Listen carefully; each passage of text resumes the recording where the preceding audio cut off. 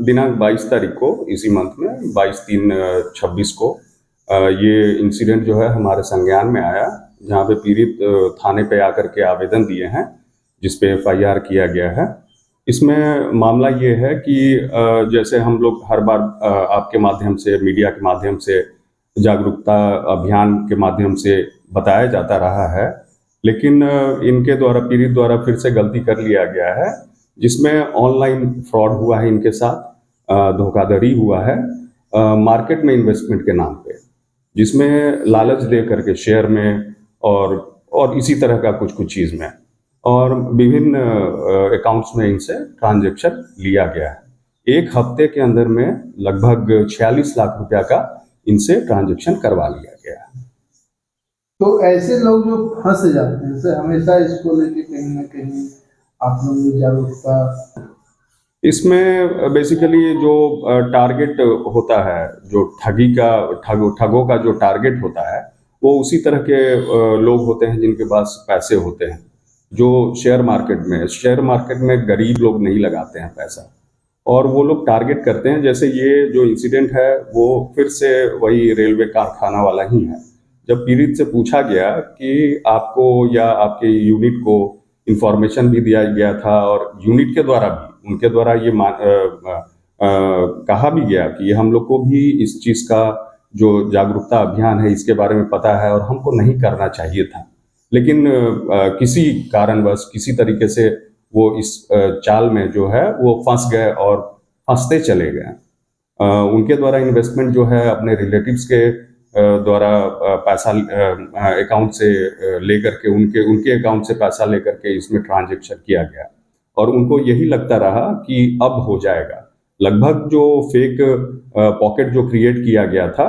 ठगों द्वारा, एक ये ग्रुप बना करके इनको ट्रैप किया गया था, कि फेसबुक और व्हाट्सएप ग्रुप इनफैक्ट किया गया था, जिसमें जो एक टिपिकल इनका जो एमओ है,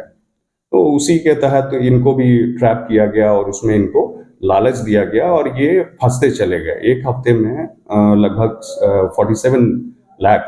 47 लाख रुपया का इनका ट्रांजैक्शन है। सर इसमें एक मामला इसमें सामने आता है कि फेक वॉलेट वो लोग बनाते हैं, जिसमें वो बेसिकली उनके द्वारा ये क्रिएट किया जाता है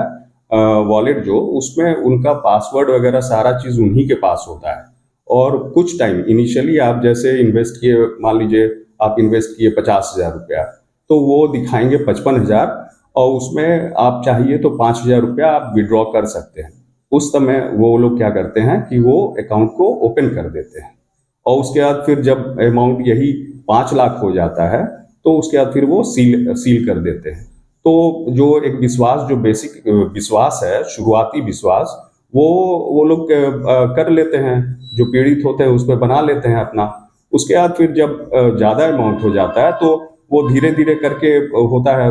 कभी 1 लाख रुपया लिया, कभी 2 लाख रुपया लिया, कभी 50,000 रुपया लिया, और यही बोलेंगे कि वॉलेट में आपका पैसा जो है वो आपको दिखता भी रहेगा, वो बताएंगे भी आपको कि 15 दिन में आपका ये मैच्योर हो जाएगा, आप निकाल पाएंगे, लेकिन 15 दिन में आपको इतना 3 लाख रुपया या 4 लाख रुपया और देना होगा। तो जहाँ पे लोग फंस जाते हैं, जहाँ पे वो लोग 5 लाख, 7 लाख, 10 लाख रुपया लगा चुके होते हैं, तो वो सोचते हैं कि 2 लाख और लगा करके हम अपना पैसा निकाल लेंगे। पैसा जो दिखता है वो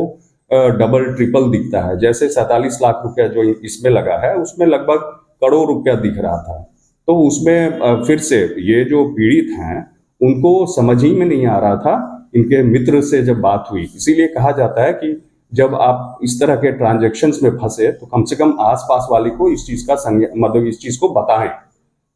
बताएं और पूछें, डिस्कस करें। इनको भी ये लग रहा था कि चलो चुपचाप ही हम कर रहे हैं, सबको पैसा हम वापस कर देंगे, लेकिन इनके ऊपर आज के टाइम में अपने रिलेटिव्स का, अपने दोस्तों का, सारे का लोन उनके ऊपर हो गया है। तो इसमें घबराना नहीं है, लेकिन ये है कि आसपास के लोगों से